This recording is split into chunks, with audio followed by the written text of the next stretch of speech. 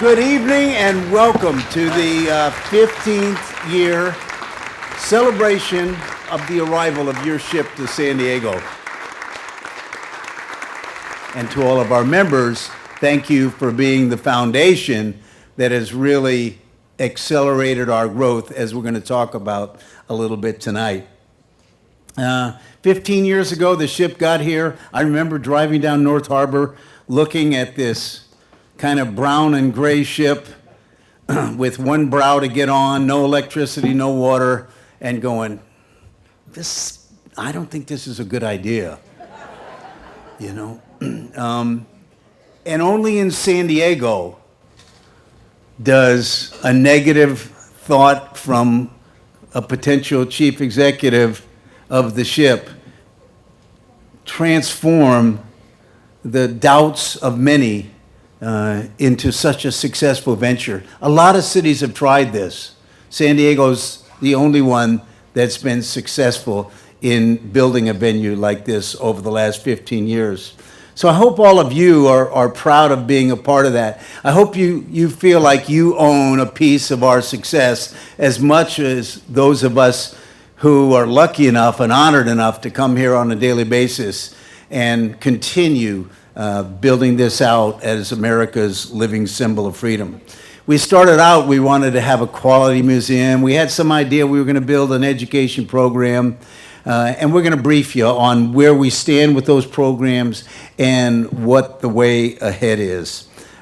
We started out with an absolutely bizarre idea that maybe someday we would have enough resources to be able to sustain this into the future, as opposed to most of these ship ventures that don't have the money to invest in their infrastructure and their long-term maintenance. And they just begin a slow and insidious series of decaying and corrosion that after 50 years, like one of our aircraft carrier museums, their hull is completely breached. Not because they're not good people, not because they didn't try hard, but because they couldn't make it work financially, and so the long-term maintenance suffered as a result so that they could keep the lights on.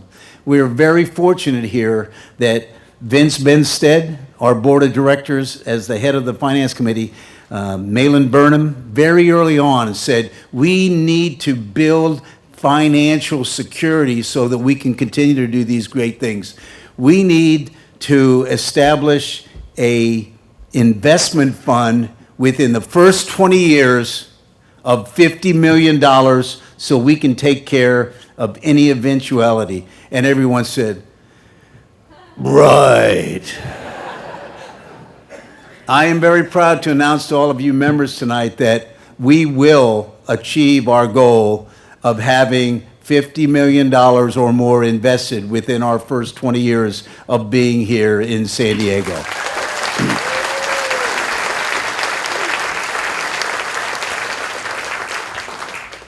You did it, and we're grateful for it. So let's get started with tonight's State of the Ship address, an update on where we are and where we're going in the future.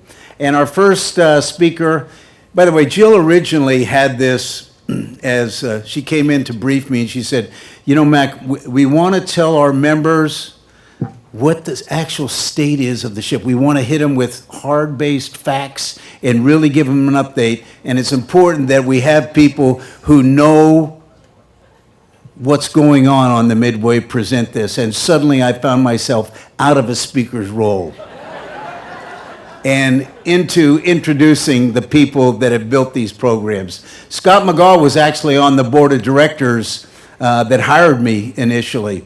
He was one of the interviewers. I still remember his question. He had volunteered to help with the marketing effort to get here. I've shared with many people publicly that if you hired me right now to start this project all over again and you gave me one draft choice for a staff member, it would be Scott McGaw. He's that important to the growth of this. So without further ado, Scott McGaw, our Director of Marketing. It's just such a privilege to be part of this, especially after it took 12 years to get Midway here from the very beginning. 12 years. That's what Midway was supposed to be.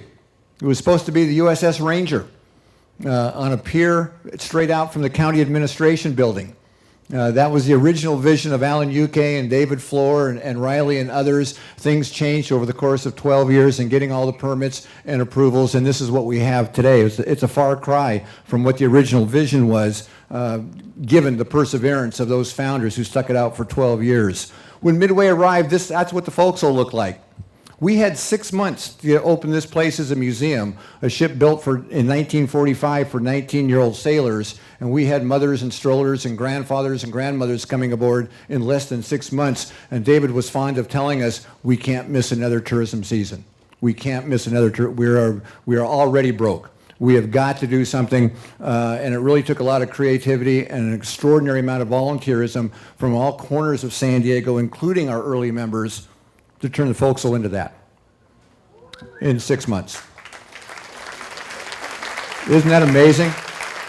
I don't think we spent $1,000 on the forecastle. That was virtually all done with volunteers, a lot of it active duty Navy personnel in that particular case. This is where you are tonight. That's where we started. 75 tons of catapult guts, steel, on the hangar deck, and all manner of other junk that had been sitting here for 12 years while Midway was up in Bremerton in the mothball fleet. That's opening day. It's just remarkable. We think back to those first 6 months, it really is a testament to give all of us, the rest of us, a running start to build what you enjoy and what you all support tonight. There were other things that took place that we don't really share with others. When we first opened, this gray box, which is still down here in Hangar Bay 2, would periodically flash most days.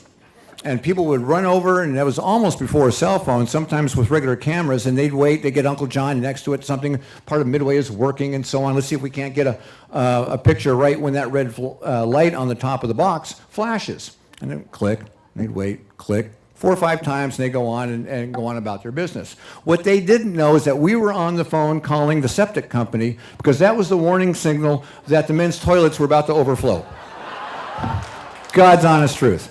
Because that first summer, we weren't hooked up to the city utility system. We had tanks, and we had unmarked septic trucks coming twice a day with hoses to pump out the restrooms while people were coming aboard. Every day we made sure somebody bought 25 gallons of gas to fill the generator on the pier. We weren't hooked up to the city electrical system yet. We could literally run out of gas and juice at 3 in the afternoon. What we got away with was extraordinary.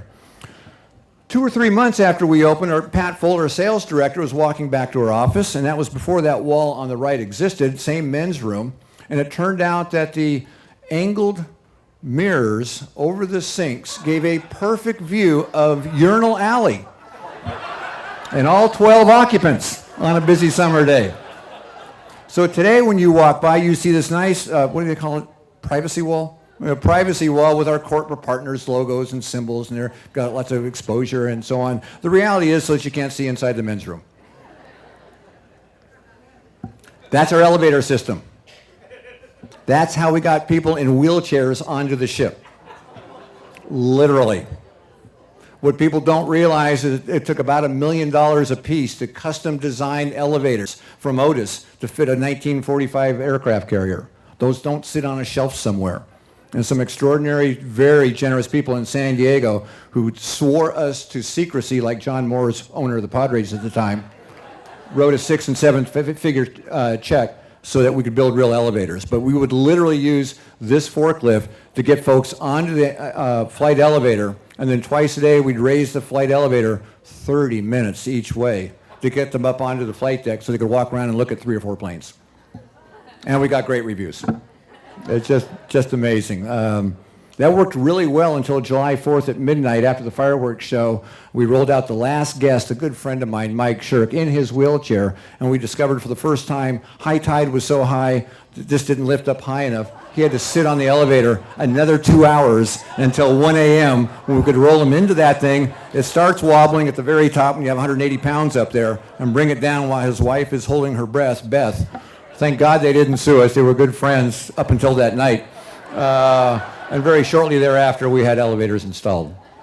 What we got away with that first summer, we just shake our heads.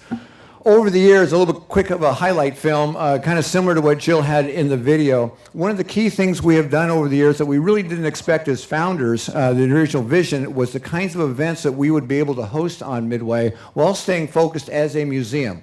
Our museum guests, our 1.4 million, are always our number one priority. And yet when a movie studio calls, and they do all the time, and they want to use an aircraft carrier, Midway, to film something, and if it's generic and there's no real benefit for Midway, we politely pass. We pass on 6-figure offers. But when someone like American Idol calls, and they want to bring J-Lo and Steven Tyler and film an entire episode, and they're going to promote Midway for 30 minutes to 30 million people, we have a conversation. That took place. And in fact, it ended up being 2 different episodes.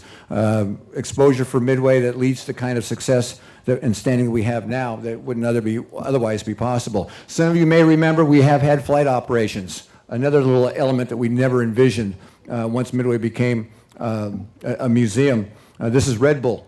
Some of you may recall 2008, thereabouts, where they wanted to pull a publicity stunt and have flight ops on Midway with one of those racers.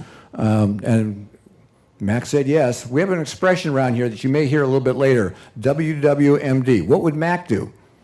Usually the answer is yes, and then we have to explain what he really meant, and we make it happen. This was one. It actually worked, despite some challenges from the FAA, but I suspect this may be the last time you ever see evidence of flight ops taking place on Midway. Certainly if the staff has anything to say about it, this is the last time it's going to happen. As well as a college basketball game. 5,000 seats while staying open as a museum. This is San Diego State playing Syracuse back when they were both nationally ranked, almost opening the season on Veterans Day. I've forgotten the year now.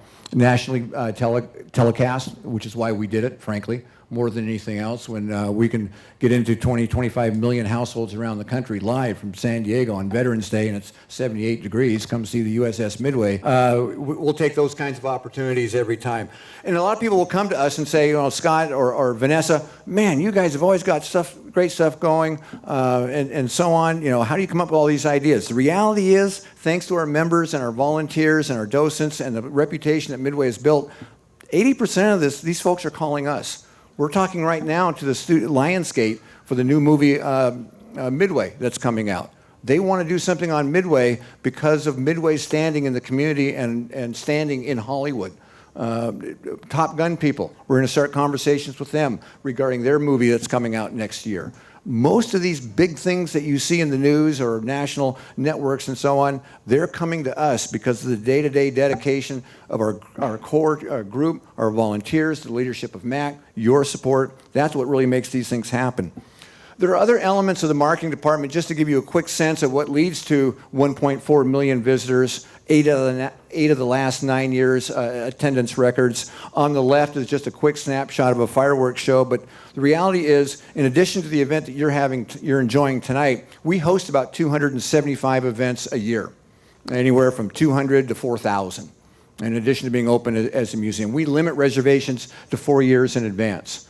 We have an extraordinary group of event salespeople, event operations people, as well as volunteers and so on to make this possible so that we might have 1,200 people. We're going to have 1,500 people on the flight deck Sunday night, and by 10 a.m. when we open on Monday, you'll never know it took place. We always knew, especially Patty Roscoe with her event planning background, that we would be a popular private event venue, which is very important and has contributed a lot to the 40-some million dollars we have in the bank. We never envisioned the kind of a success to where we'd have to limit reservations to 3 years in advance. On the right, probably the biggest surprise when I think back is we now host 400 active duty military ceremonies a year, every single day. Most of them are on Fridays. Retirements, reenlistments, changes of command, memorial services. And the Navy has found that because we're a public place, for the audience that's generally a general public, family members, it's easier to get to Midway than a ship across the way at North Island. So we have the opportunity to demonstrate living history to families from Beijing and Boone, Iowa, and so on. It's not just backward looking with our docents in a tremendously inspirational way, but they can watch a 25-year-old re-enlist in front of mom and dad on the flight deck, or an admiral retiring after 35 years. It's just a remarkable aspect that we never envisioned when we first opened. And down below that lower photo, we're now at 1.4 million visitors. 85% are from out of town, which, because of our tourist economy, is what you would expect. 20-some percent, some months a lot higher than that, are international visitors. I'm not sure we ever envisioned that kind of mix. Mandarin is the most commonly spoken foreign language on Midway. And that's just been in the last 2 or 3 years. It's now, Mark may correct me, but 2 or 3 times some months the rate of Spanish in terms of the foreign language. So the long-term strategy in terms of sales missions and working with tour operators and packagers and so on, the business-to-business side of the museum, some great leadership took place early on, investing in foreign language audio tours so that we would have that product to market and build this business. Because from the very beginning, as excited as we get about our noble mission and vision and the legacy and all those great things, no disrespect intended, we knew we had to be successful as a business, first and foremost. We learned that from the other museums that Mac alluded to, the Navy ship museums, how much they've struggled and so on. They were very forthcoming in sharing with us what they did well and some of the more painful lessons. We took all those very much to heart. And so from the very beginning, we've always talked about internally, under Mac's leadership, And again, with your support and our volunteers, that we need to be successful as a business, and what does that mean? And in that context, how do we then meet our mission? How do we meet our vision? And so on. And that wholesale business now is an important and very fast-growing part of the museum that you support. Another element that a lot of people don't realize, because we really don't brag about it, is we give this place away a lot. We're very proud of being a community resource, so whether it's the Girl Scouts celebrating the Thin Mints, the top sellers of cookies to troops overseas every year on Midway, which is what this photo is, or Red Cross, American Red Cross Heroes Breakfast. Hardly a week goes by that we are not donating this venue to a worthwhile cause, supporting our first responders, those who serve our country in the name of freedom at home and abroad. And it's because of our financial support, success, and your support that we're able to do that. Our Speakers Bureau is another example. Dick Walker is here tonight. He leads about 25 docents who are making presentations all over this community, 100 a year, to some 5,000 to 6,000 people, talking about Midway, being ambassadors, not just on the ship, but off the ship. We give tickets to 1,000 nonprofits every single year. If you're a PTA club and you're having a bake sale and you need some tickets for a fundraising purpose, we never say no.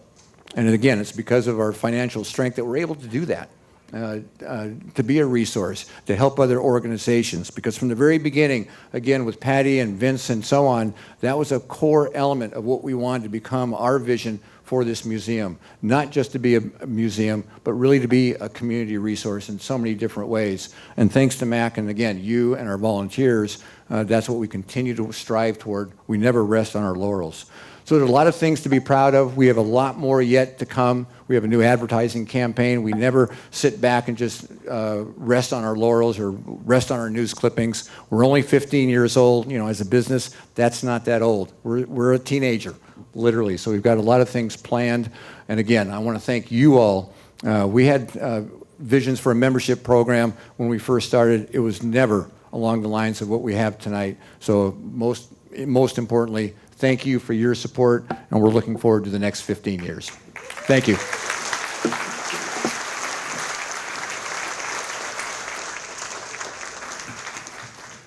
One of the things we try to do from the very beginning, you know, you look at the young kids and the way they're being raised and you know, is try to, whenever an American or a non-American comes on board, try to weave the strength, the patriotism, the service and sacrifice story into what we present, so that by the time they leave, they go, I get it. I get it. Freedom is not free.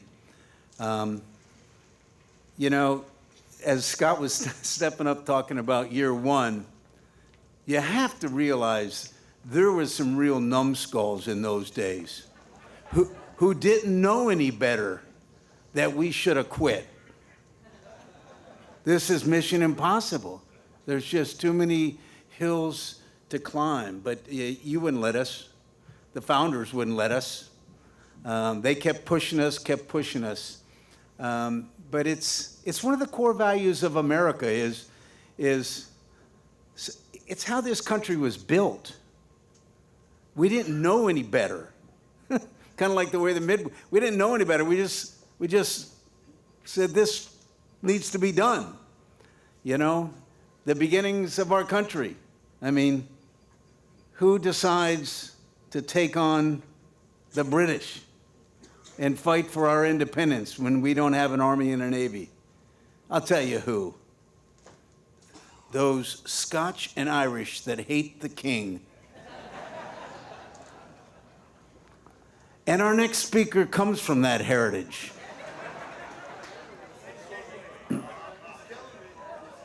She started in Scotland with the McCampbell clan, I'll tell you. They came to America in Boston, began to build a life, and decided they weren't paying the damn taxes anymore.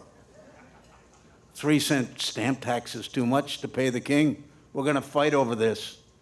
Who the hell does that? Early Americans do that. I often say I'm glad America did not start in California, because we would have said, dude, we'll pay the tax. Just don't shoot. Chill out, man. We'll pay the tax, all right? Thank God those nasty New Englanders kicked off our country. And so let me introduce you to one that comes from a long heritage of nasty New Englanders, the head of our core program that has driven all of our success, our volunteers, the director of our volunteer programs, Lori McCampbell Switzer.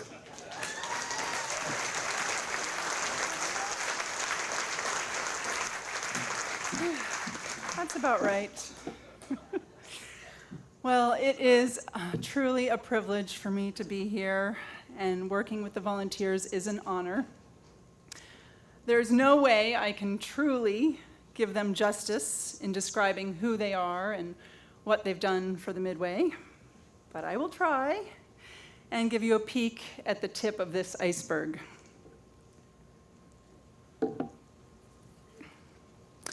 I've witnessed the evolution of this museum and the amazing cast of characters who have put their heart and soul into this cause. No one loves the Midway more than these volunteers.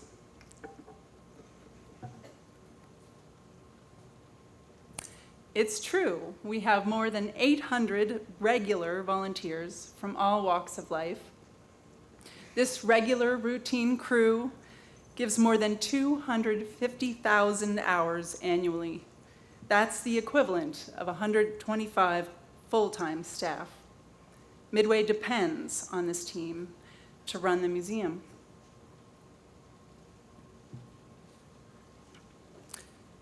These volunteers commit to regular monthly or weekly assignments, and there are more than 50 unique jobs. There are DAOs, leads, receptionists, booksellers, and at least 40 more jobs.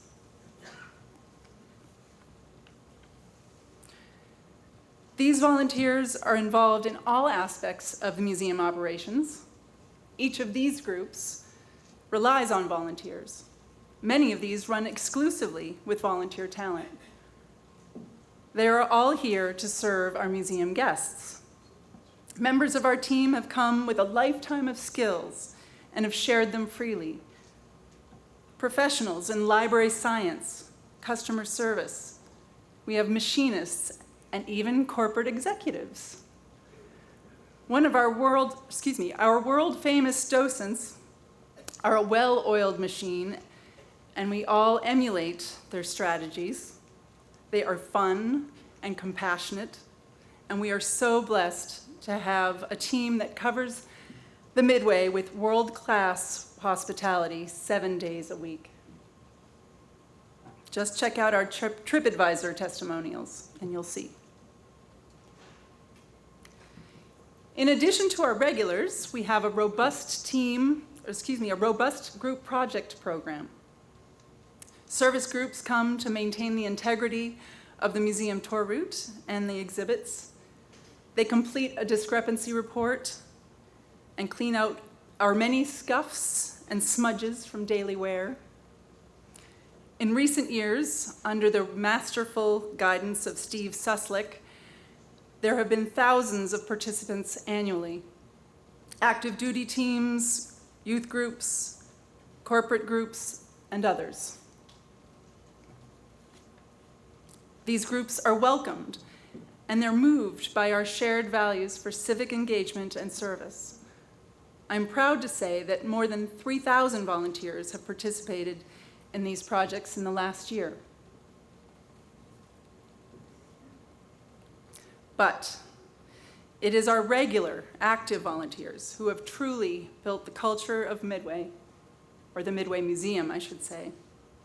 Their incredible work ethic and warm sense of community, and their fascinating personal stories.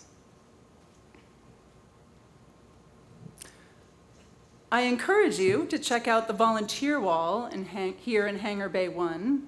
It's actually right behind me, behind the curtain. But during museum hours, this interactive display allows you to dig deep into the history of our volunteer program.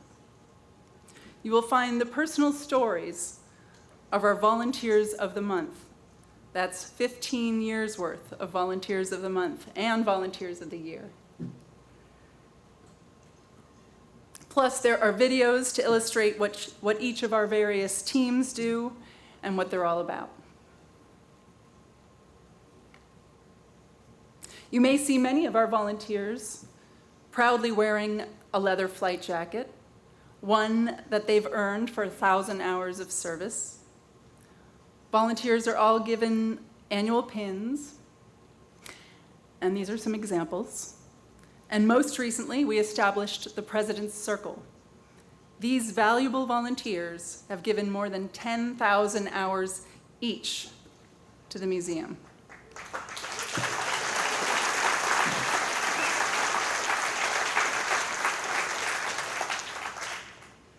The volunteer program has a variety of partners in the community. These enhance the volunteer population with participants from even more diverse backgrounds. You may have read about Project SAVE. We are in our 4th year partnering with Kearney High School and their digital media and design students. They have done a tremendous job capturing some of our volunteer stories on video and in graphic magazines. Most importantly, the next generation is witnessing the value of service firsthand. The intergenerational connection, in particular, is tremendous to see. I have had such wonderful experiences here. It is really overwhelming. The vast contributions made each and every day. Volunteers have facilitated visits for teary-eyed crewmen coming back to see the ship, their ship. They have used jackhammers to prepare the deck for a makeover. And they inspired children with the wonders of engineering. Meaningful connections are made every day. The crew has come with a wealth of professional skills and insight. We have volunteers who are and once were clowns, comedians, chaplains, pilots, doctors, teachers, and heroes. They are inspired to give their time, and that inspires the rest of us. Most importantly, our guests. Volunteers deliver the Midway to our guests each and every day, and for that, we are truly grateful. Thank you.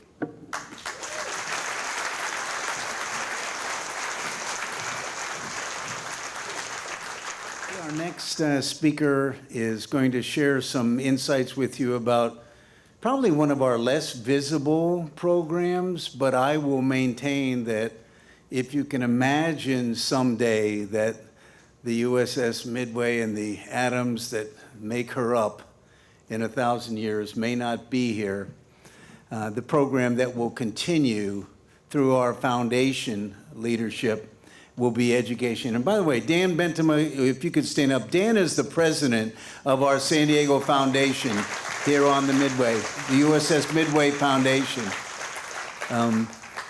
I will share with you that his job and his board of directors' job is to build the future Midway into America's landscape as America's living symbol of freedom. And we'll do that through a number of different initiatives that you'll see coming. Just last year, the foundation donated back to the community over $2 million in donations to not-for-profits and services. That will continue to grow in the future years.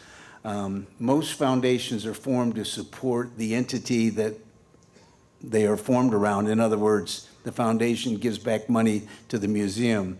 In our case, the foundation is an integral part of the museum, and together we are able to, through the foundation's giving arm and philanthropic piece, support other not-for-profits, support other educational venues. So the person that has really built this education program here on Midway from the very beginning is a young lady named Sarah Hanscom. Now, Sarah I've shared before, I'm no longer invited to the interview process for prospective people, because when I interviewed Sarah, along with some board members, I asked her halfway through the interview when she could start.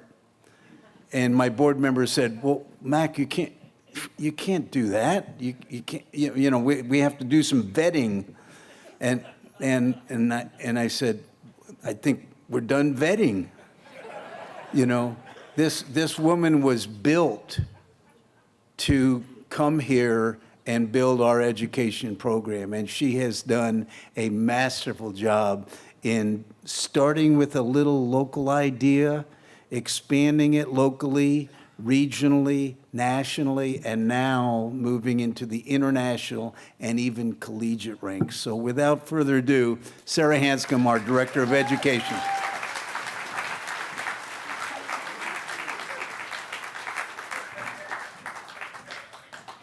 Good evening, everybody. How are you? Good. I want you to say for me now, really loud as you can, freedom is not free. Come on. Louder. Louder. Yay, you're almost as good as the kids. Not quite. Almost. Almost as good as the kids. I could tell you, I could be here for a really, really long time, guys, and I've been told that I can be a little long-winded and to keep things short and sweet. So I'm only going to really talk about our education highlights. There are lots of things the education department does. If you want to know more, email me. I'm shanscom@midway.org, and I can send you a fact sheet. There's so many things, but I'm going to focus on the three big programs that we have here at Midway. Not that the other programs aren't wonderful, they are, but I don't want to keep you here all night. So I'm going to focus on education highlights. Are you ready? Okay. Now, what do you think happens 160 days a year? Now, I'm going to give you the answer because I've been told to keep this short and sweet.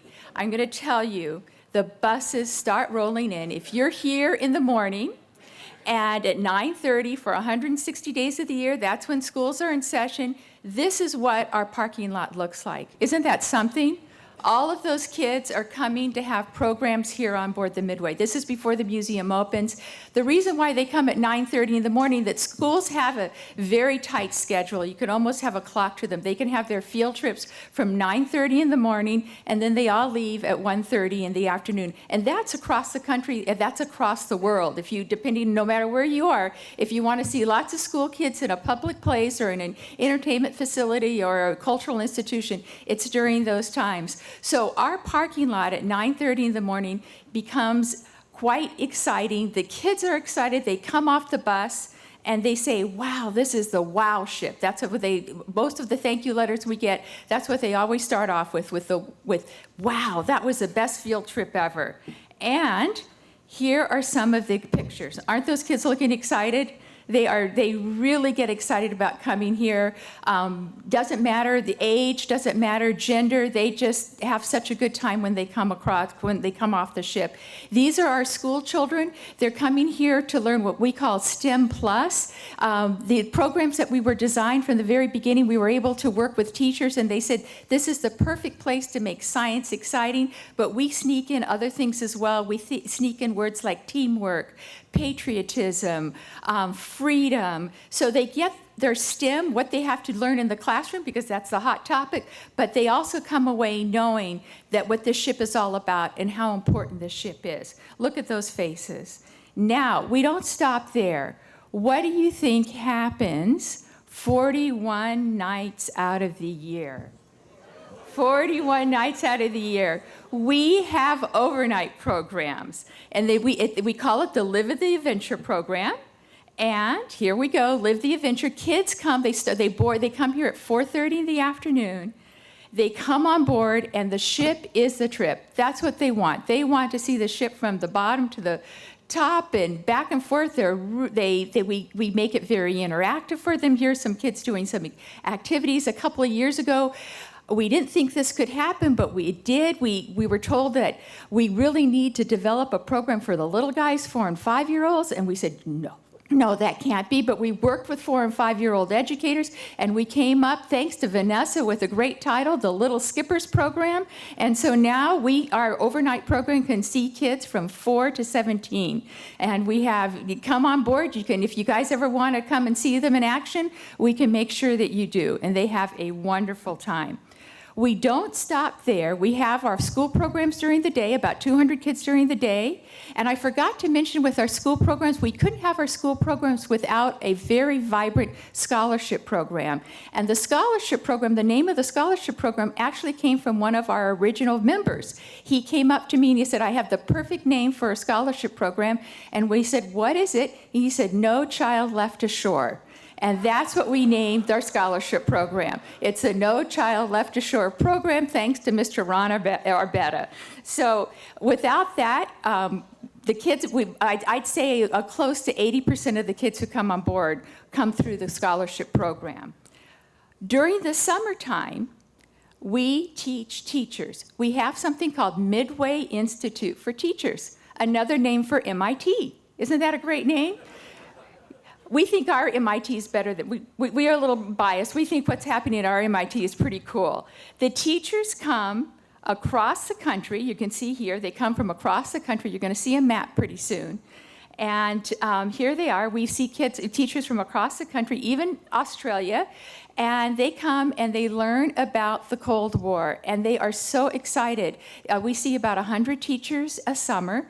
They take classes on the Cold War, the World War II, Vietnam, Korea, and they are thrilled that they are actually in an original artifact. And we now have ambassadors across the country. We have our Midway Institute groupies. We have a great group coming in this summer. We have a waiting list for the program, and here are just some of the thoughts the teachers had regarding Midway Institute. You can see that this is the time of their life. We haven't really had to do much marketing on it, and we really do have a waiting list for teachers who want to come and spend their summers here aboard Midway.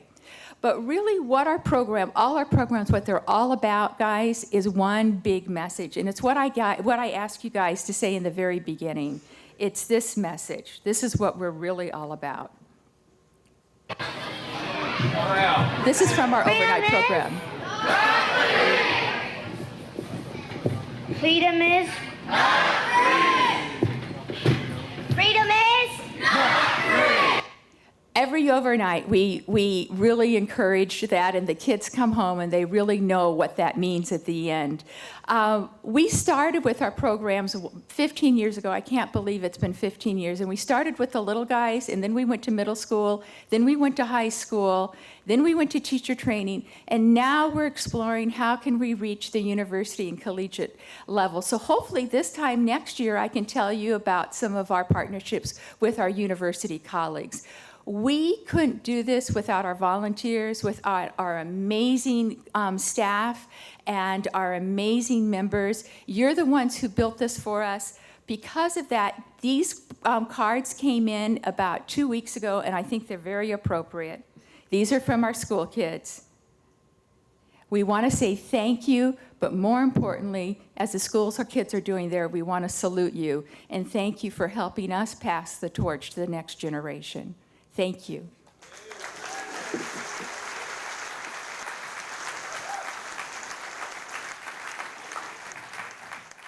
Our next speaker was hired originally as our guest services director, but he did such a superb job with guest services that over time, that became a core element of everything we do, whether it's education, sales and marketing special events, taking care of our people to get the message when they come on board before they leave, that Mark hired somebody else to do the guest services, and we promoted Mark to be the director of all operations across the Midway.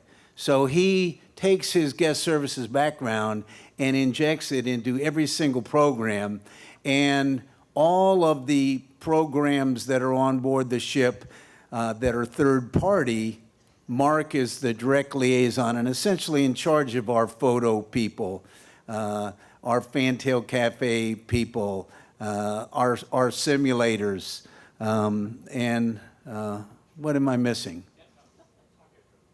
Mark will get there, he says. We're blessed to have him here. He's been a tremendous asset. I apologize up front. You've heard from the most talented directors in our museum. And now the final two speakers will do. We have a lot of fun here jiving each other.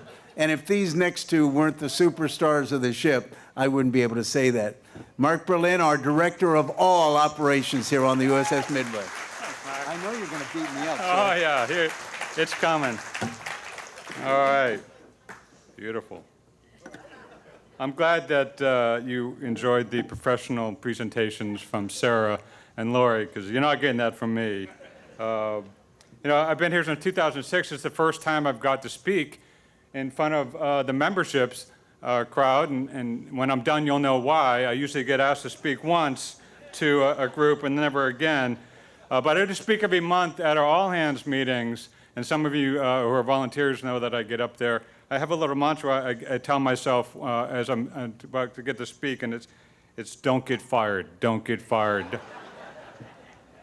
And it's been close. My wife mentioned you should add something to that. She said, why don't you add don't mumble? Oh, so okay, it's don't get fired and don't mumble. They're the two things I need to do this evening.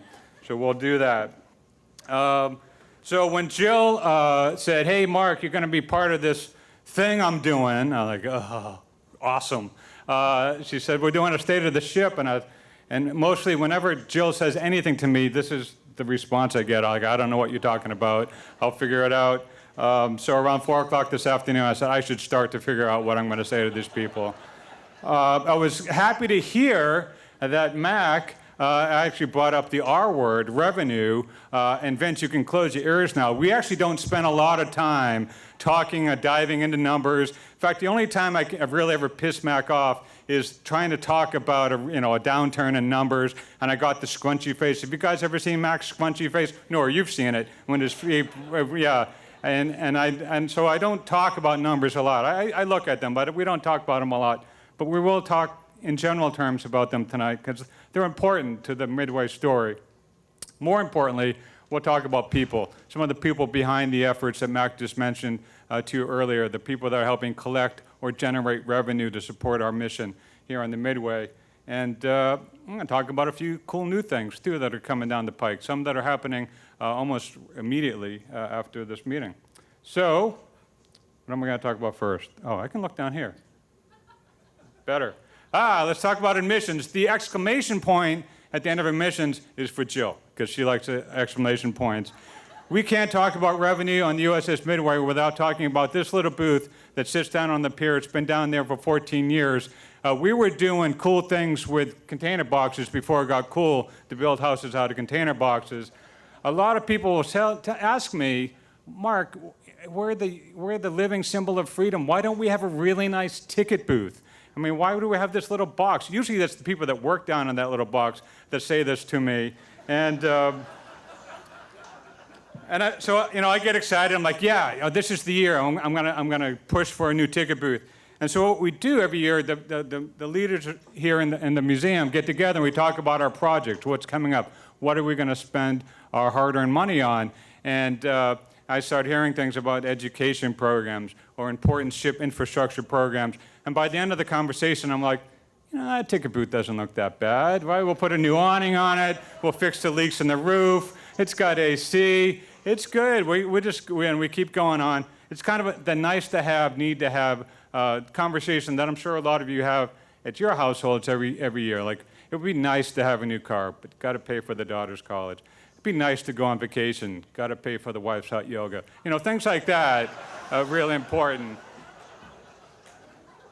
Don't get fired. Don't piss off your wife. Don't piss. I think it's interesting that our HR director is here this evening. She never comes to these things. I think she has my final check in her pocket, just in case. So this little booth, it's been down on the pier. It's amazing. We collect revenue there. We do not generate revenue. The revenue generation starts with our volunteers. The amazing job they do every day putting out our guest experience to our guests is what generates the buzz that leads to our TripAdvisor rankings, and then Scott and his team do an amazing job of also getting out the word about what a great place this is, and they show up at our doorfront, and we take their money, and we take a lot of their money. I got to tell you, this is unheard of in the nonprofit museum world. 80% of our income comes to that little ticket booth. We bring in enough revenue. Enough revenue to cover our entire operating budget for the year. If that does not happen in the museum world, that certainly does not happen in the Historic Navy Ship Museum world, and we're very fortunate that it does. As you can imagine, all that revenue come in, that's a very busy place. There's a lot of things to keep track of. There are new discount programs all the time. There are school groups coming in. What month is it? What free month is it this month? And there's a lot to keep track of, and it takes a really sharp person to do that, and thankfully that's not me, because I've got an amazing team of people down on that ticket booth, and I wanted to, through the magic of PowerPoint, introduce you to them. Take a look here. Ryan Perras, 15 years with the Midway. Pam Alcafaraz, 14 years. Jeff Thrill Hill, 13 years. Add that all up, you got a lot of years. Another reason I don't work in the ticket booth. This is the A-team. I call them the Trinity of ticketing. They do an amazing job down there, and they do a lot with our members as well. The team down in the ticket booth last year sold over 13,000 memberships down at the ticket booth, which is amazing. So I just knew Scott would steal my thunder somehow. I tried to prep him beforehand. We got together, and I thought, he'll say something that was going to be a major point of mine. He did. So he mentioned earlier a philosophy, a decision-making philosophy that actually originated with these folks down in the ticket booth. Because honestly, if we're ever going to have a guest experience problem, it's going to happen down there. Because what are we doing down there? We're simply reaching into people's wallets and purses and taking out the money. They haven't had a great time yet. We're just taking their money. So that can get a little tense sometimes. And they wanted to have a philosophy, a way to make decisions in those moments of truth when you're faced with a situation where you need to make something right. And what they came up with was WWMD. What would Mac do? And I got to tell you, this is the kiss-up portion of my presentation. And some of you did not do a very good job of that. You can come up later if you want. But if you go anywhere and you get great service, or somebody solves a problem for you, you can be guaranteed that the head of that company believes wholeheartedly in the value of customer service. And Mac McLaughlin is that kind of CEO. He's been that way forever. So how powerful is it for our ticket booth staff, folks down there working for hourly wage, that know whatever decision they make on behalf of that guest, they have Mac McLaughlin backing them up, and that's pretty powerful. I think you should write a book about it, WWMD, the Mac McLaughlin Midway story. Nora could do a follow-up. She could call it WDMDN, What Did Mac Do Now? I think that would be also equally... What the hell did Mac do? Hey, I'm going to let you in a little secret about the ticket booth before we leave it here. As members, if you show up and you have an issue or you have a question or maybe you forgot your card, there's a long line in front of the ticket booth, which there often is. There's a window in the back. It's on the side closest to our exit brow. There's a doorbell. Press that doorbell and magic things will happen. You'll get assistance without having to stand on that line. And if you tell the people in the ticket booth that I told you about that doorbell, I will deny it. I will just simply say I did not say that. But it is there to assist you if you like. So that's the A-team. And nobody really cares about this, but I wanted to share it with you because I think it's pretty cool. Back in about 2006, Mac called a couple of us in his office and he said, it's about time we get a ticketing system because I'd like a pretty ticket. And that's what he wanted. And he said, I want you to go out and get the Cadillac of ticketing systems. And we left the room and I said, who's going to tell him nobody drives Cadillacs anymore? So we ignored that, and we went out and found the Lexus or the Tesla of ticketing systems. And then again, I know it doesn't really matter to you all, but we use gateway ticketing down at the ticket booth, and the gal that thankfully stepped in a couple years back to take over that from me, Cheryl Bailey Hansen, is doing an amazing job. The great thing about our ticketing system, it's the same ticketing system that is used by Disneyland, Universal Studios, San Diego Zoo, Korean Pacific, Empire State Building, you name a place, and they use it. And we get the benefit of working with these people, finding out best practices and how to better serve our guests and our members. So we're very excited about that. I know you're not, I can tell already. Okay, let's talk about something that's not about money or ticketing. Let's talk about this young lady, Katie Anderson, who many of you know. As Mac alluded to, they decided they needed a friendlier, better-looking face for guest services at one point. So that's when I got booted out, and we brought Katie in, who apparently moonlights as a waitress somewhere. I asked for a headshot, and she gave me her Halloween costume shot. But Katie has done an amazing job working with our volunteers and our guest services crew with upping our game and the guest services delivery. And she came up with this idea of creating a team called Special Ops. And this is a group of hand-picked guest services folks who are really on standby every single day to go wherever and do whatever to solve guest problems that might arise throughout the ship. And it's really great because our docents and our safety, they all know about Special Ops. They get on the radio, something's happening in front of them, somebody lost their money in a Coke machine, or somebody has an issue with the island being closed. They call Special Ops, people run up and they take care of that problem. I'm going to share with you a couple of member Special Ops opportunities we had. We had a crew circle member by the name of Richard Hudspeth. I don't know if Richard's here tonight. He had proposed to his girlfriend during an island tour talk.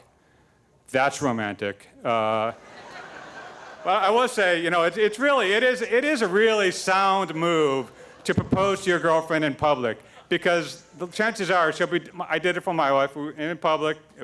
I had no choice, and because they're going to say yes. What are they going to say? No, they'll look like a jerk. So, but so he did that. She was thrilled, and he wanted to recreate the moment for the picture for their save the date notifications. So they came dressed up, and the Special Ops team helped them with their photos and made it really special for them during the middle of a busy day. We also had a member who showed up here with some guests, and one of the little boys that was with them lost his backpack very early on in the tour, and he was a little upset about that, of course, and we couldn't find it. It didn't show up until well after they left, and it showed up. We were able to contact the member, and they said, oh, that's great. He was really disappointed because he had his brand new camera in the bag, and he really wanted to take pictures of all the airplanes when he was there. So our special event crew got the camera out of the bag, went around, took pictures of every plane on the ship, and sent it back. Oh, isn't that sweet? That's why they hired Katie and not me, because... All right, enough of that, but they're doing a great job. Mac alluded to, we have some great partners on board that help us generate revenue to help support our missions here on board the Midway. I know this is one of the favorites of the members. I know you guys love this. Our photo operations, as you walk into the ship, you have the opportunity to take a souvenir photo.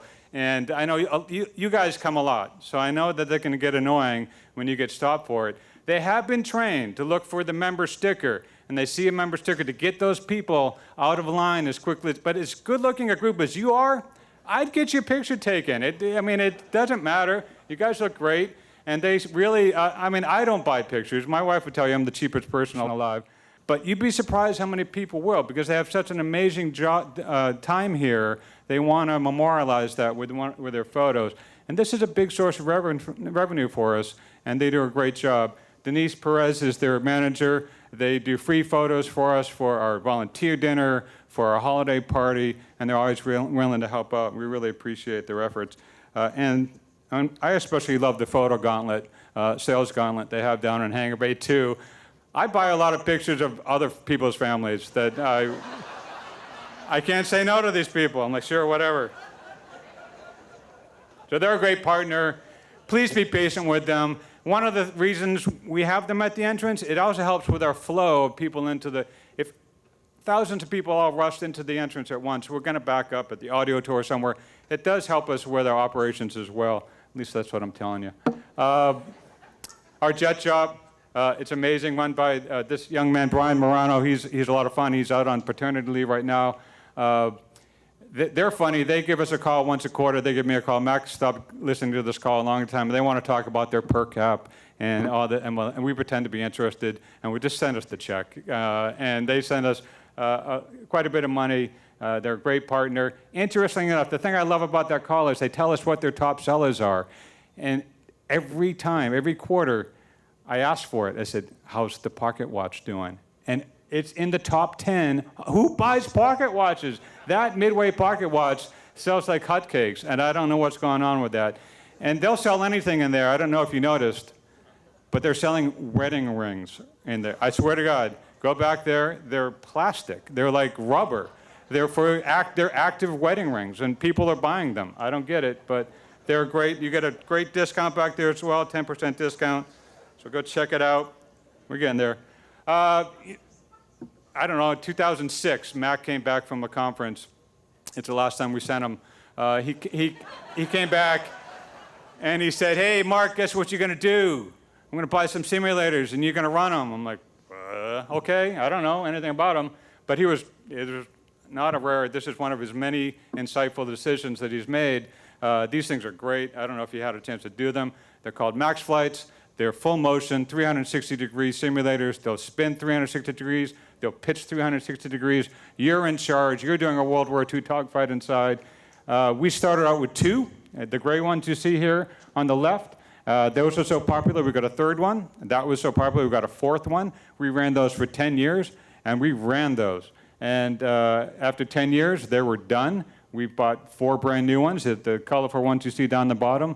It's a great addition to our guest experience, great revenue generator. It's a lot of fun.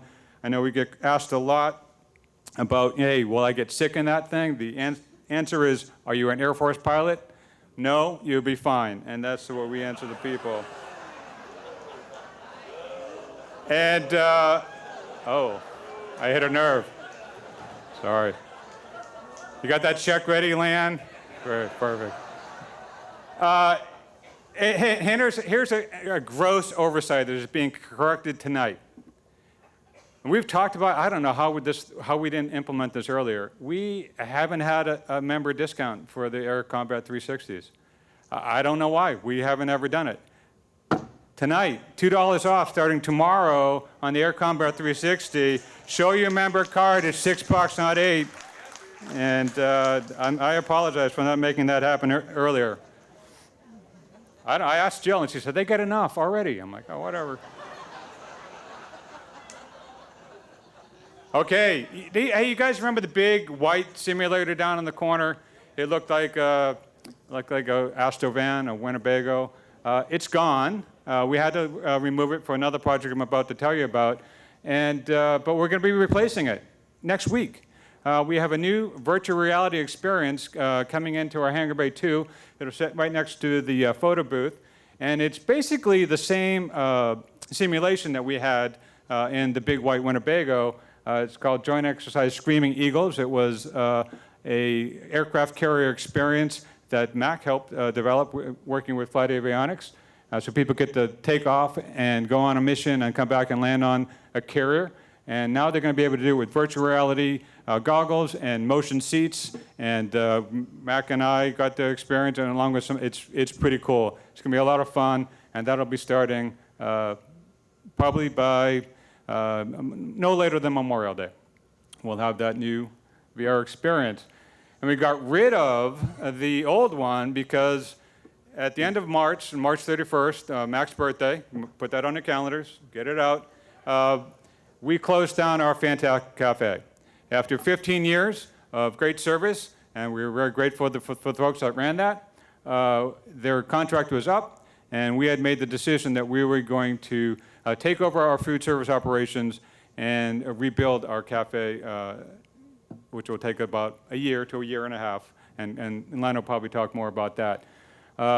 So in the meantime, while we're doing that, we wanted to still be able to offer some type of food service to our guests and to our members. We've opened the new Midway Marketplace. Julian Cervantes came over from the Fantail Cafe, a great young man, to help run that for us. It is prepackaged food, prepackaged sandwiches and salads. We wish it wasn't that, but that's what it is. And we're working to provide the best service we can back there. So please check it out. We have beer and wine. That's all you really need to know. We got beer, we got wine, we got candy. But I saw a guy the other day with a Coors Light and a Snickers bar for lunch. I'm like, Dad, that's a lunch of champions right there. I'm pretty sure he was a member. All right, so that, and so yes, but the future is Cafe 41. So for years, some of you may not even realize we had a cafe because it was hidden. It was hidden pretty well. It was through the gift shop, and some people would leave the ship and visit and say, well, we never found your cafe because you had to be really hungry to find it. And we're changing that. And if you take a look at this illustration, you notice we have the jet shop entrance on the left, and right next to it is going to be the new entrance to our new cafe, and we're calling it Cafe 41 at this point. It's going to be a bit different style service, scramble style, kind of faster service, where you can come in and go to some different stations and get some really good food and get back on with your tour. We're excited about it. Again, probably a year to a year and a half. Nothing's easy to build on the ship, and Len will tell you about that here in a moment. So that's the updates I have. I just want to say, why is all that revenue generation? I had a conversation today with one of my volunteers, and they were like, oh, all this money making. Yeah, I can see how that might get a little, people might feel a little anxious about that. But the fact that we can take care of ourselves, that we are self-supporting, means that we don't have to come to the members with our hands out. We're not worried about, we're happy to be your members just because you support us who we are. It's not about your money. Dan's getting very nervous. Dan's going, wait a minute, Mark, that's not true. But the fact is that your money that you do give doesn't pay my salary, doesn't pay for the lights to stay on, doesn't pay for the toilet paper. It goes to more important things. It goes to programs, it goes to ship restoration and renovation, and we're happy to take care of everything else. So we thank you for being members, and if you feel like you need to give more than you do, see Dan Bentimer right after this. He'll be happy to take care of you. Thank you very much.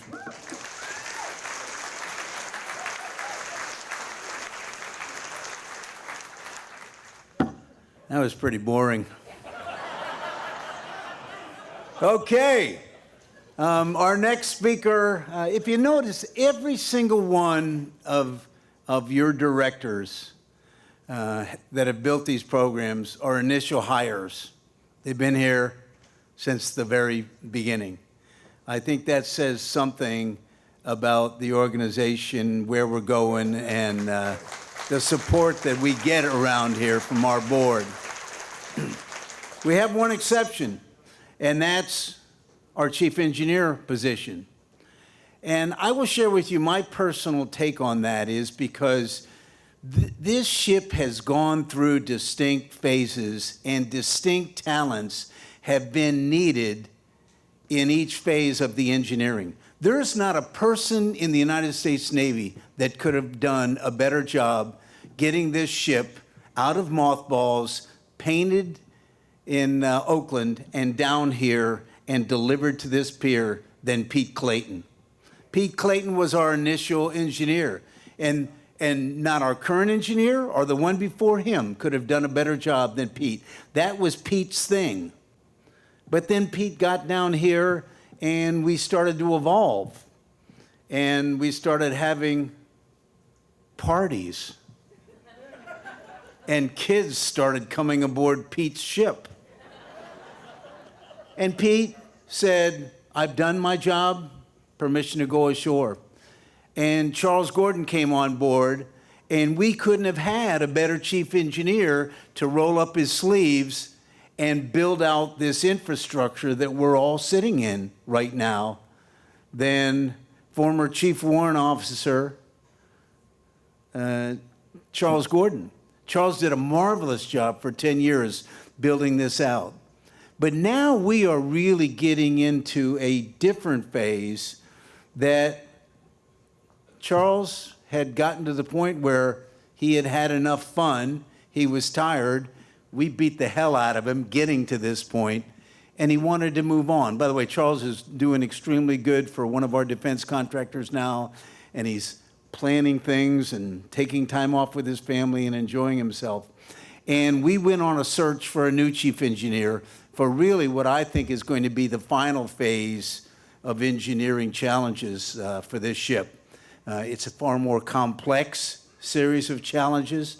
It involves coordination with a lot of people off the ship, including the Port of San Diego, the Coastal Commission, contractors, contracts, and most importantly, expenditure of mega millions of dollars in rebuilding the ancient infrastructure of this ship in a correct and professional way. We advertised for this job, and wow, the 5 final candidates that came in were just amazing.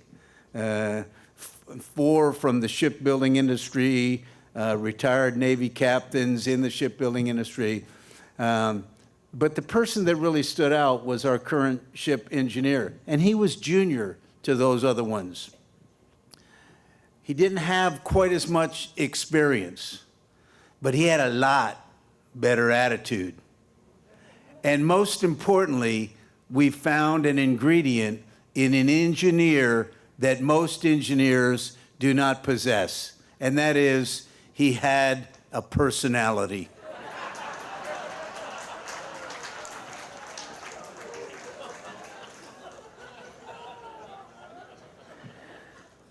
And the sophisticated leadership background as a retired commander and former chief engineer on ships, that I had 3 admirals and 2 captains who had been his commanding officers in the past call and personally endorse and say, this man will not only get the job done for you, but he will get the job done with a smile on his face. And I would like to introduce now the person that I really hope is the chief engineer long past the time I decided to retire, Lynn Santiago.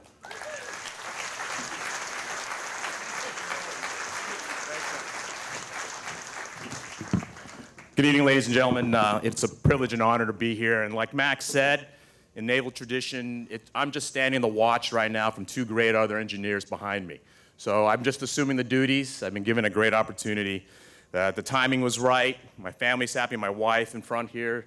My wingman for about 27 years. And for me, the family was happy when we got here. My kids tell me, oh my God, Papa's got a new toy called the Midway. So I think I'm doing more here fixing this than my own house. So you can ask her, that's the truth.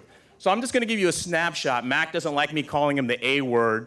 But for you tonight, I've worked for a lot of admirals, including the ones at Point Loma, to give them the status of the fleet, the whole Pacific Fleet. I've been given the great opportunity to take care of your museum. So I'm going to give you a cornucopia, in engineering terms, a metric butt ton of stuff that's about to happen to preserve this ship. So you members, you have 3 ships. This ship is 75 years old. 1945 technology is below your feet. Not a bad bargain. You have 3 ships. A lot of American steel, just in areas off to the port side of the port accumulator. We were removing about 4-inch steel. We don't make that anymore. And you got a lot of blister caps, and a lot of naval engineers made this ship. The Navy community does not make ships like this anymore. And in fact, you have the last museum ship the Navy's going to give up. It's just too expensive to do. A lot of the museum ships are not doing as successful as you. But for this one, it is. The business model is incredible. And this is the first time I've been in a nonprofit business, but the location, Mac's leadership, and the wonderful directors before me, I'm just the new guy here, and they're doing a fantastic job. So my job is just to preserve this ship. As Mac and the membership and the leadership and the board have said, the membership statement is preserve, inspire, educate, and entertain. So I have taken it on as a retired naval officer. That is the mission, preserve. None of the things that we're doing today, it can be done and none of us here would have a job, including myself, if this hull is not protected. And the vision is for the long term, so that the next chief engineer, as well as the future educators that Sarah's doing a wonderful job educating, will have something when I'm gone or I run out of Motrin and I'm just going to be driving a roach coach in probably the best Navy park down on the pier. So I'm just going to give you a sample of where we're going. So just like the Battle of Midway, looking for that fourth carrier, we've got projects on the Vente size, we got projects on the Grande size, tall and short.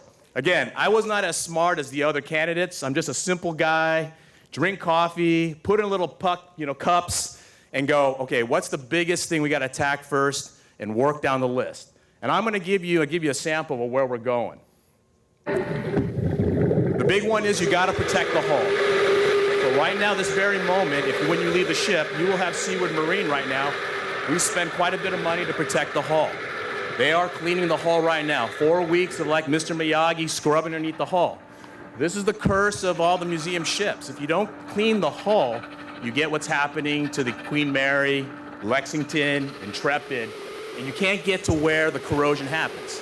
You're sitting in 55,000 tons of American steel in water exposed to air. And you don't need to go to Sarah's wonderful classes to know that causes rust. But in order to attack it, right now, Seaward Marine every year, once a year, is cleaning the hull, stem to stern, every rudder, every piece. And every day I get the report. What did you find? What did you see? Did you find Jimmy Hoffa's body down there? Is there a crack? Is there a hull? Your hull is looking great. Why? Because we do what is called preventative maintenance. I used the first term I saw at a meeting, I said PMS. Mac had to save me. Because I thought the HR lady was going to go, you can't say those 3 letters in front of women. Mac goes, preventative maintenance system. And then when I saw that, I went, oh my God, this job is like, what did I walk into? So we're cleaning the hull right now in order to protect the house. I think if you folks were here last year when I did the Mothballs to Magic, we were working on the women's restroom. Women's restroom, I invite you to go down there, state of the art, helps clean, keeps the place clean, support a lot of the guests. Men, it's your turn now. I'll be done by the end of June. And why are we doing this? This is in preparations to make the cafe. We need to make room for back half. So we're on track, on time, working with some great contractors so that my small staff can take care of it, keep it clean. As Max says, what's the number 1 exhibit on board the Midway? The bathrooms.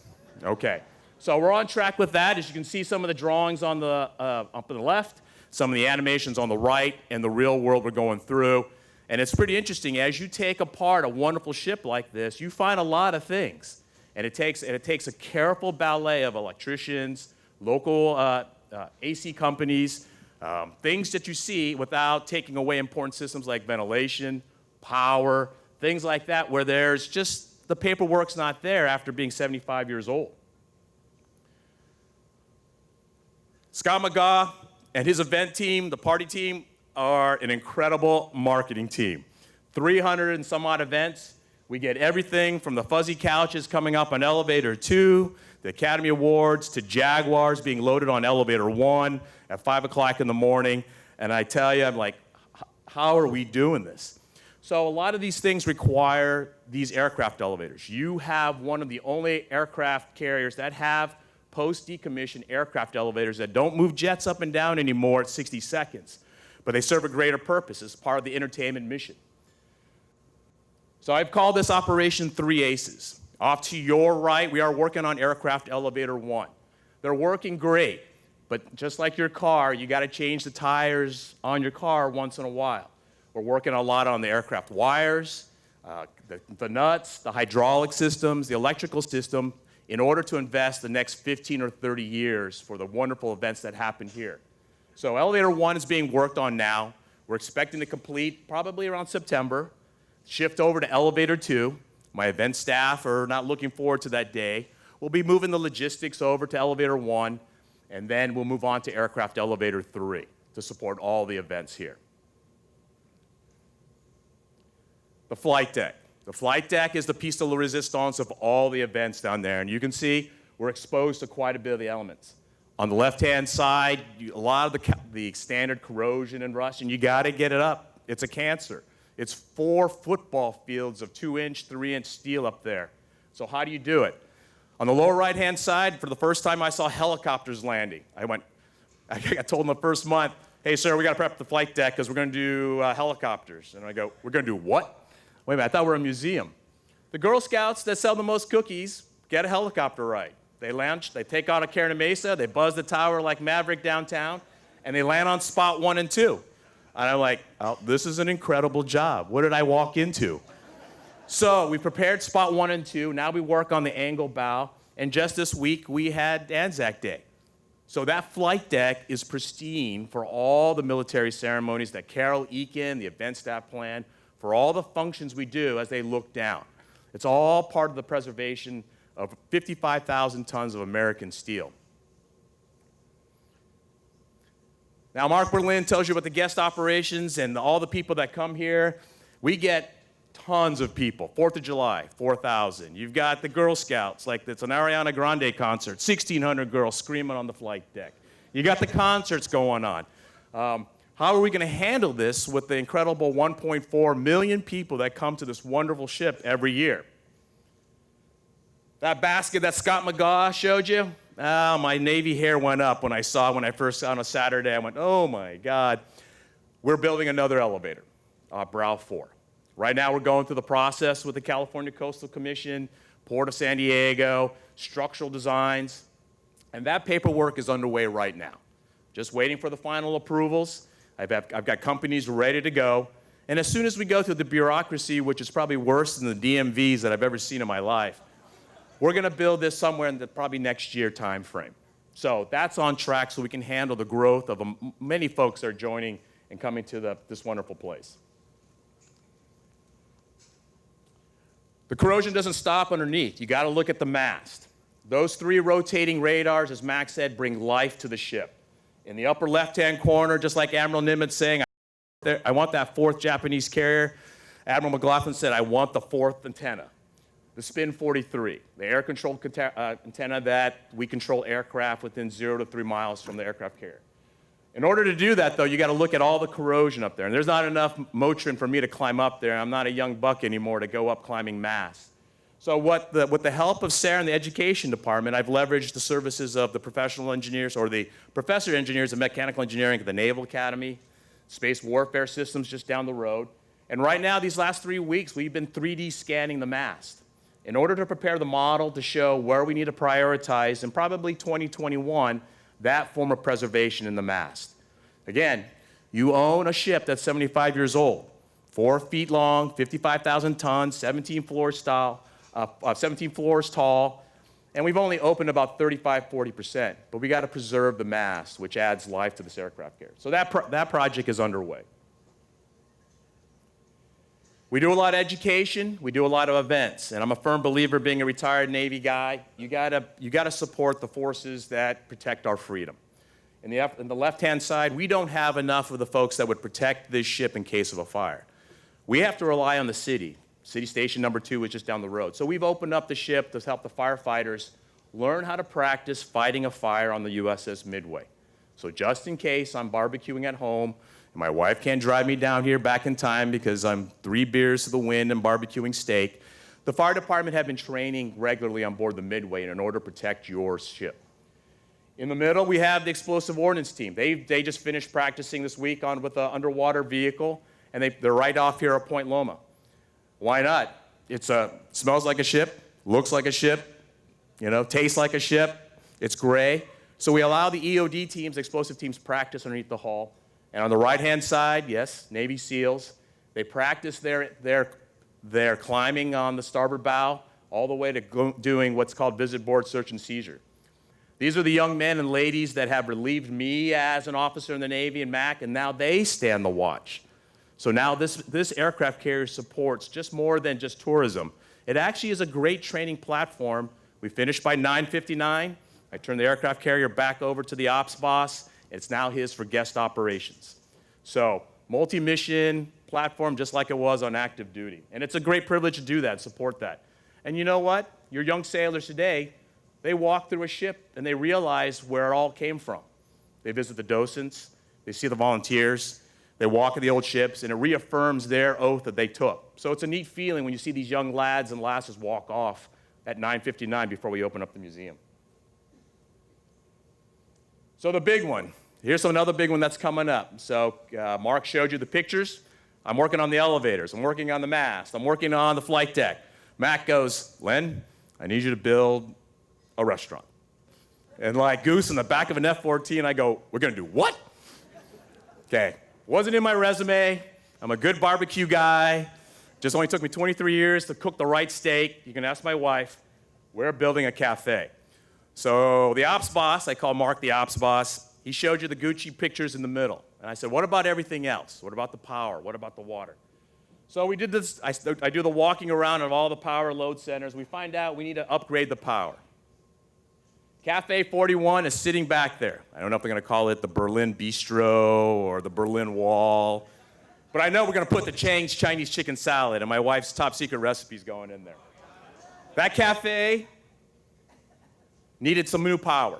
We have 1945 pieces underneath you right now, mixed in between 1970 and 1986, keeping this wonderful ship alive.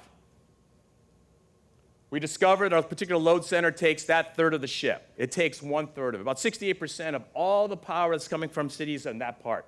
So it's not good when your admirals or your CEOs' lights go out. That's definitely a job changer. We found pieces that were 1946 that we need to replace. So we've started that escapade or that evolution. We found places like, where is the other breaker at now? Like a David Copperfield show. So just this week, Tuesday, until about 3 or 4 o'clock in the morning, this ship is now operating on upgraded primary and backup power that's coming off from the shore.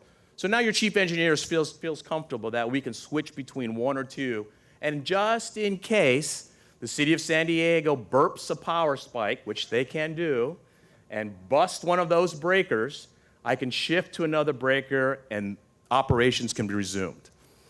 So that has been completed. And now I feel comfortable as we move up to the cafe and that type of item.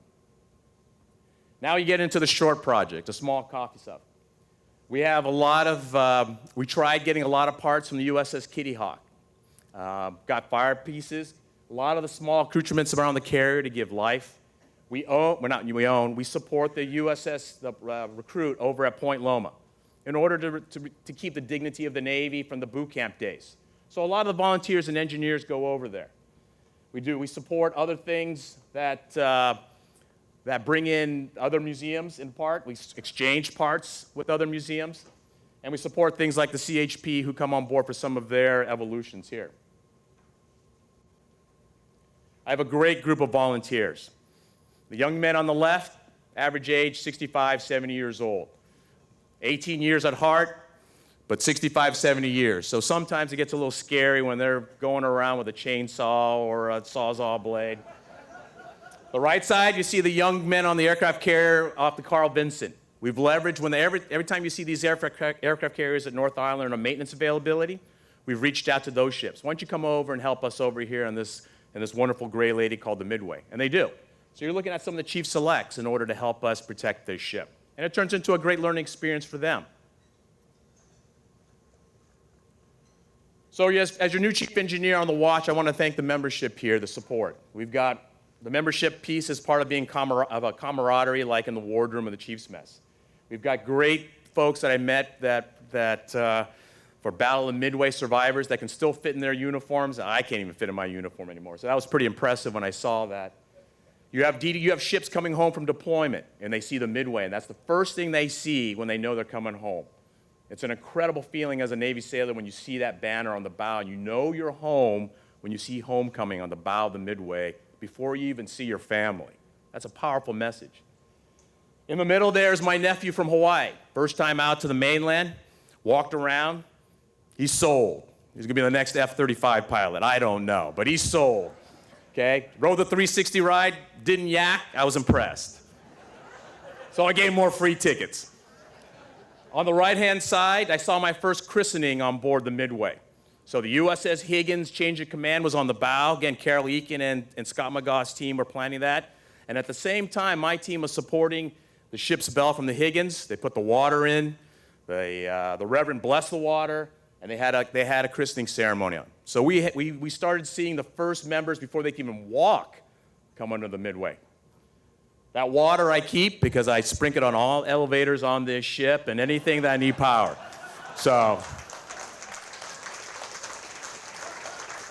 because there's a point as an engineer, it does become a very religious experience if you don't have enough Jack and Cokes from the booze boss here.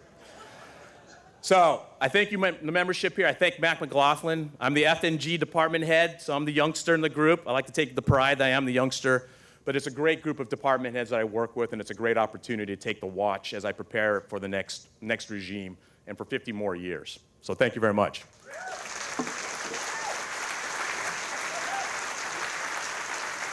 So the only reason I don't let my team come up and share their programs with all of you is that you're under the false idea that I'm doing a lot of stuff here on the Midway, and after they get done talking, you understand that I just kind of, in fact, they've retitled me as the CEO, the Chief Eating Officer, because that's what I'm relegated to. I go to lunches, dinner events, occasionally a breakfast, and other than that, I just kind of walk around in amazement at what they've been able to accomplish.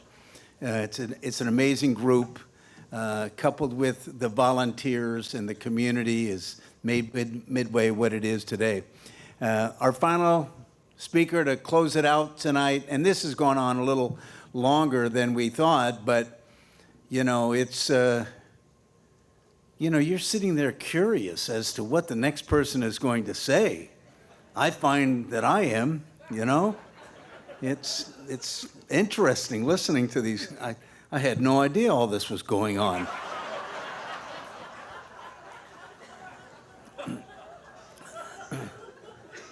But beyond all the objective analysis and hard work behind the scenes that goes on, there's something called a culture, and at the heart of that culture is our American hearts. And I really believe that the main reason why the Midway membership has grown to be number 2, only behind San Diego in the region, is because of the heart of our membership director. Jill Hammonds has been with us for over 10 years, has really built the modern membership program for us. And she brings heart to the discussion. So often we will be having a very sane and objective, manly discussion about an issue, and Jill will bring her heart to the conversation, and we'll go, what the hell is she talking about? But as the conversation continues, it softens, it realigns, and gets headed in the right direction. She's somewhat emotional. She cries when the sun rises. She cries at sunset. She cries thinking about the sun setting. And that's an important part, because it's real easy for these steel pieces of wonderful warfare capability for our nation to remain as such and only be there for those of us who have served and been on these artifacts in and around our great military from whatever service. But one thing I'll share with all of our members, and it didn't occur to me until Lynn got up here. Lynn and I are the only previous military members on your senior staff that have built this marvelous issue from your speakers. Dan Bentama is also prior military, but from the speakers up here and the people leading these programs for the public. And yet every one of them gets it. And I'm very pleased that in some cases it's evolved from someone who maybe at the beginning didn't quite get it and weren't really sure. And I think Jill would self-admittedly say that she was one of those who never got the military, never, had nothing to do. It was kind of something over there. And yet when she's come on board, met our members, integrated with our volunteers, Lori Switzer, Sarah Hanscom, have really gotten, Sarah's the one that came up with this freedom is not free. I thought, 30 years in the Navy, that's kind of a bellicose message to be delivering on the overnight, isn't it? Shouldn't we just back off a little bit? She says, don't worry about it, Mac, the parents love it. And I said, okay. So it's a balance here. It's a balance here. But I'm very thankful for everything that Jill has brought to our membership program and these wonderful events, inviting all of you to hear what has become a longer than anticipated program. But I hope you're learning a lot about the programs that you may not have heard about before. So without further ado, I would like to bring up the lady whose call sign is Niagara Falls, Miss Jill Hammonds, our Director of Membership. Hi, everybody. These are hard acts to follow. It is no secret. Clearly, members matter. You matter. And we so appreciate you as being our wonderful Midway members. As we have the second largest membership in San Diego County, which is just under 24,000 in 24 countries and in every state, I was recently asked, why do people join to become members? Well, I have an extensive career in special events and in nonprofits. I have been a member of dozens of organizations, and I have been a founding board member of a successful nonprofit. I have worked for 2 world-famous institutions. I have been, and I am a donor. Also, I am female, and I am a mother. After my interviews here at the Midway, I realized, oh my God, I really don't know much about membership. I had very little knowledge of the nuts and bolts, the statistics or trends or best practices, but I am smart, and I knew I could learn them. I had never, ever worked at a museum. I knew very little about the military. And history, not my big suit. But why am I telling you this? Because of all the things I just mentioned, I have a different perspective, a different vantage point on membership in general, and why people become members specifically. Everything I have done has a very important piece of customer service added into the mix. The membership department is the conduit and connection to the US Midway for you. You members call us, you email us, you come see us. If we don't know the answer, we find it for you. No matter how interesting the question, we do whatever we can to help you.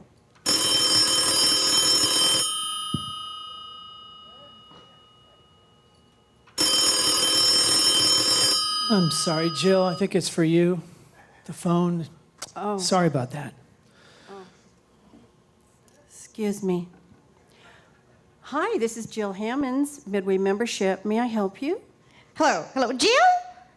Hi. Hi. Can you hear me? Yes, I can hear you. Okay. I'd like to know, what days are you open?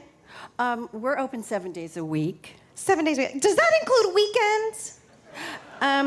Yeah, that definitely includes weekends. Okay, good. I'm curious, what date is your July 4th celebration on? That would be the 4th of July, and this year I believe it's on a Thursday. A Thursday. Okay, good. All right, thank you. I live on the beach, and I need to know the timing, so when the ship cruises on by, we're going to be outside to see the fireworks. Oh, my. Oh, no. You see, the ship is tethered to the pier, and it doesn't move. I'm so sorry. Are Now, are you sure about that? Yes, I am sure. As a matter of fact, if the tide is low enough, it even sits on the bottom. Oh, I did not know that. Well then, thank you. You've been very helpful. Goodbye. You're welcome. Bye-bye. That's a real phone call.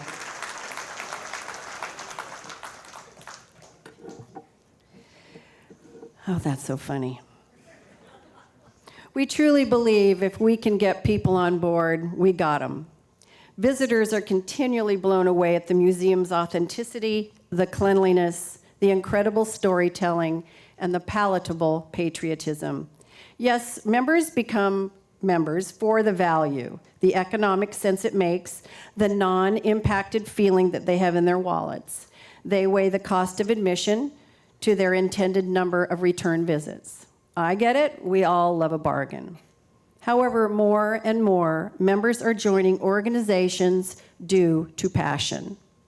There are a lot of organizations out there begging for us all to join them, but people only have so much disposable income.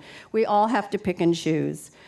For instance, I would be more apt to join the San Diego Zoo, for instance, than the American Mustache Institute, which is real, because of their conservation piece and their dedication to saving species worldwide.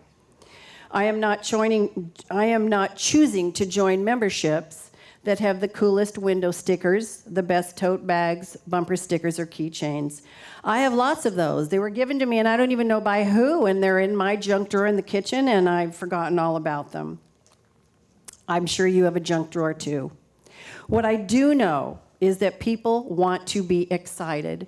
People want to be entertained, and they want to be educated. They also want to understand what they are seeing and what they are experiencing. We realized if we wanted families and regular people and women to join us, we needed our museum to be understandable and to be relevant.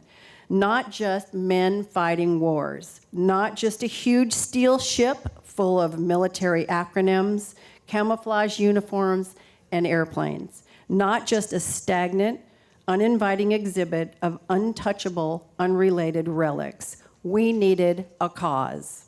We needed to show our heart, things that resonate with all human beings. So we definitely are on the road to becoming the West Coast's Statue of Liberty.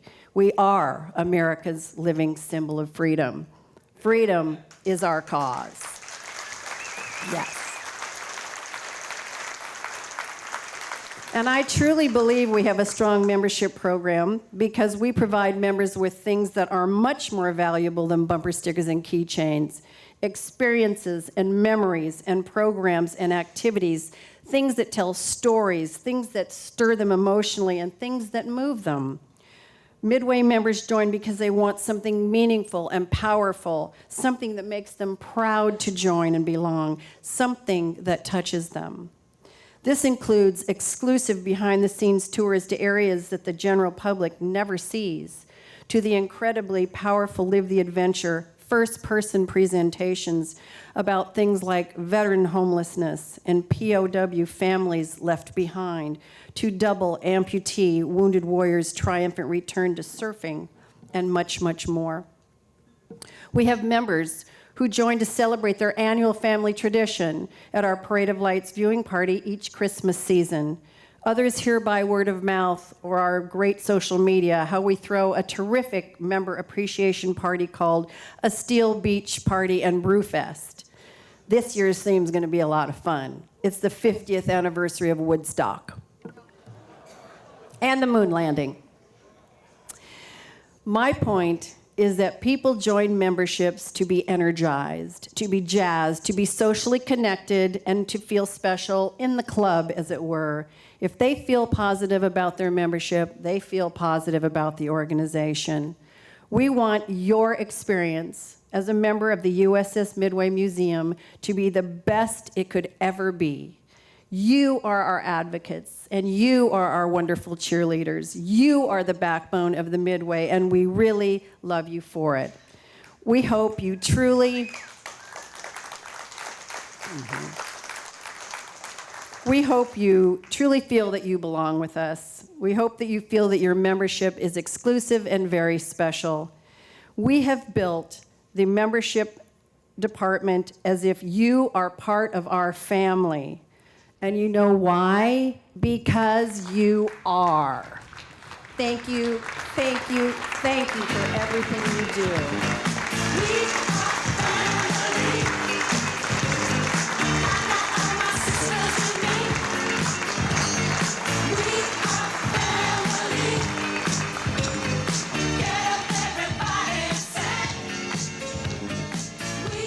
Mac, will the Midway ever have to go into dry dock? Or can you maintain it in this position? You know, it's a very interesting question. The only dry dock on the west coast of America here that we could go to would be up in Bremerton, Washington. So you'd be talking about unhooking us here, towing us all the way there, taking us out of service, laying off people, disrupting our operation. So we made the decision early on, what if we tried to figure out how we would prevent ourselves from going to dry dock forever?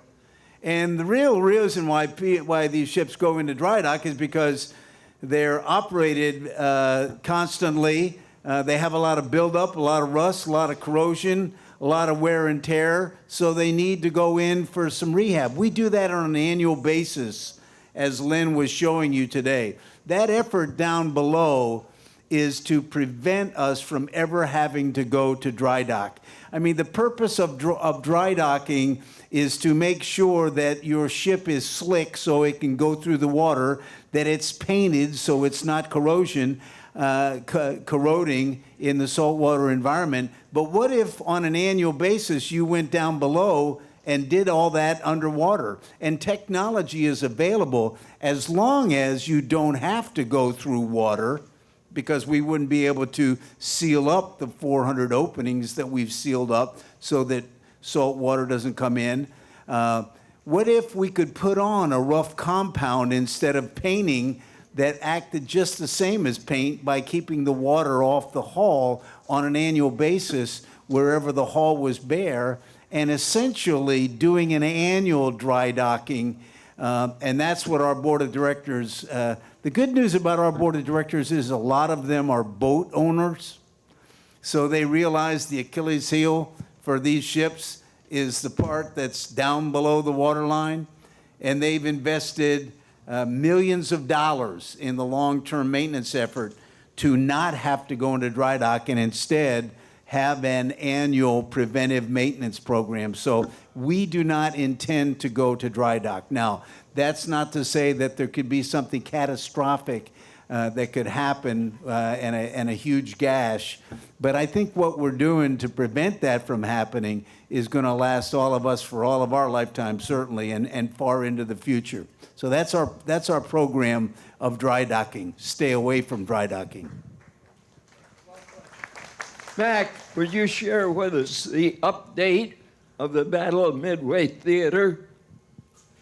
Well, the Battle of Midway Theater, as you can see, we like to say that. We opened it in 2015. That is the defining Battle of Midway story. I challenge you to go to any museum, any historical place in America, and find a better delivery of the Battle of Midway than we have right here on the USS Midway.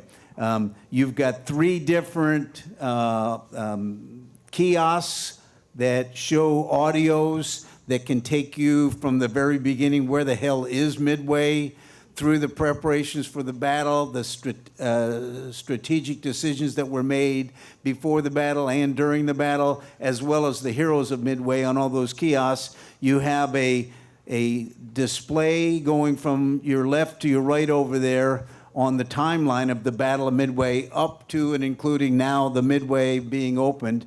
We have 2 of the aircraft that fought in the Battle of Midway, the Wildcat and the Dauntless. Interestingly, the TBD Devastator, which was the aircraft that George Gay ditched as the sole survivor of Torpedo Squadron 8, believe it or not, there's no Devastators in the entire world on display. And nobody has one. And there's a couple they know of that are in 4,000 feet if some entrepreneur wants to go down there and get them, but they've been sitting there for 50 years, so I doubt if they're ever going to be retrieved. About 6 months ago, we got a call from the group that was filming the new Midway movie, and by the way, starring as Admiral Chester Nimitz, Woody Harrelson. He's going to be great. They're going to release it around Veterans Day of this year. Well, anyways, they called us up and they said, hey, we heard about the USS Midway Museum down there, and because there was no such thing as a Devastator, we had to build a replica Devastator, and we got it up here. Would you guys be interested in having it? And we said, yes, we would. So we now have, it's not an original, and they made it for the movie, but we will have the only TBD Devastator on display in the world. It's over at Hangar 805. Our volunteers will be restoring it and putting it back.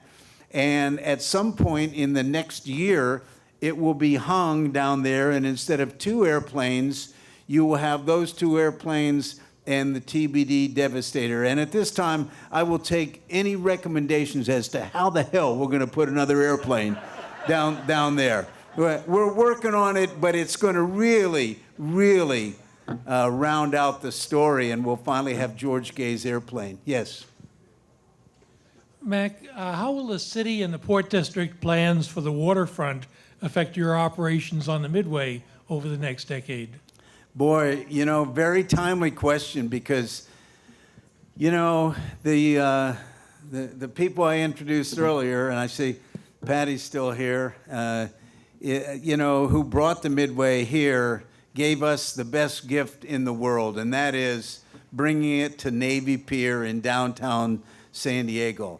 The challenge is keeping it accessible, because the truth is, the deal was, if you'll let us bring the Midway here, we'll convert the pier into a park.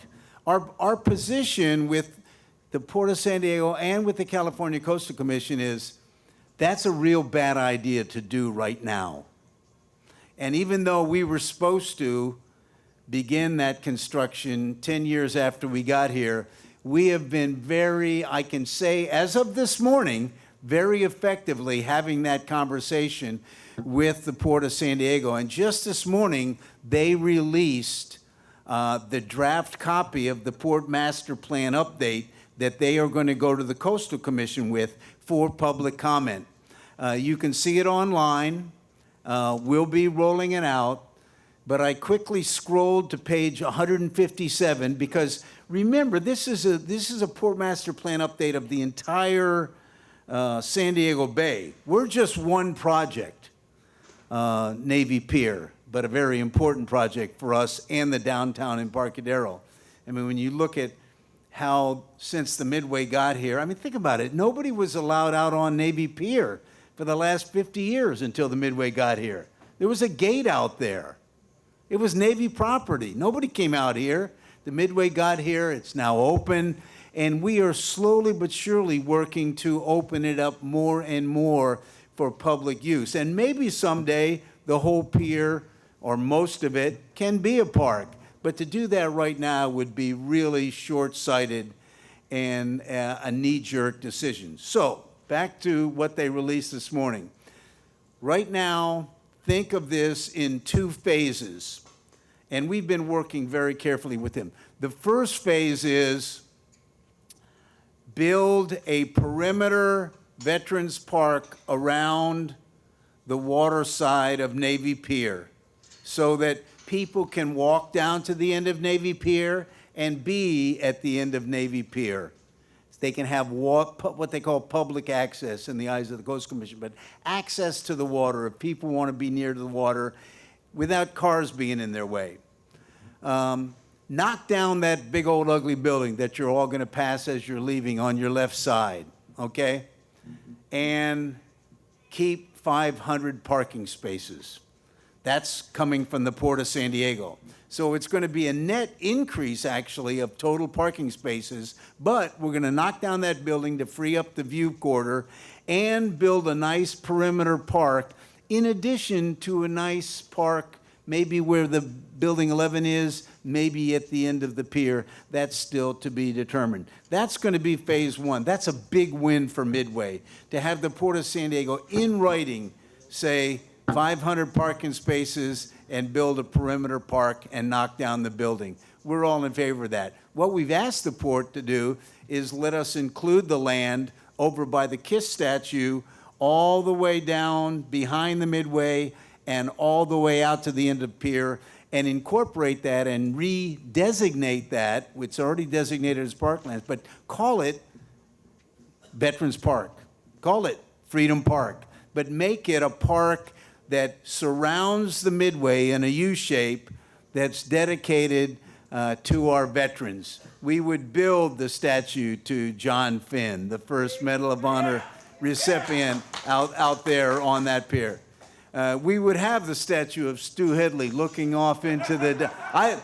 we're not sure what the specifics would be, but it would give us the ability to build a veterans park around that. So I'll tell you, I woke up this morning, I pulled down that document, and I went, wow, this is a huge positive step forward and an endorsement of the port that we need parking right now. Now, downstream, you're going to start hearing a lot of talk from Sandag and Caltrans about developing mobility hubs.